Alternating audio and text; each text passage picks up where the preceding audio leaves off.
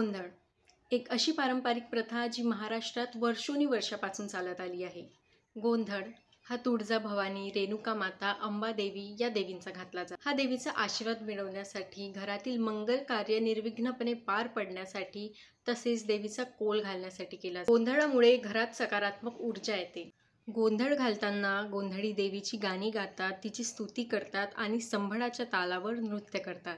आता गोंधळी म्हणजे कोण? गोंधळी म्हणजे भवानीचा गोंधळ घालणारे कलाकार।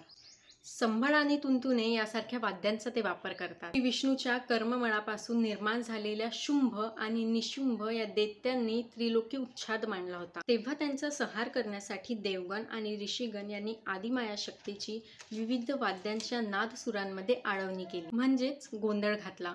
तेव्हापासून हिंदू धर्मामध्ये गोंधळाची परंपरा चालू झाली। पण काही घरांमध्ये गोंधळामध्ये बकऱ्याची बली दिली जाते। आता ही प्रथा तुम्हाला बरोबर वाटते का? नक्की सांगा।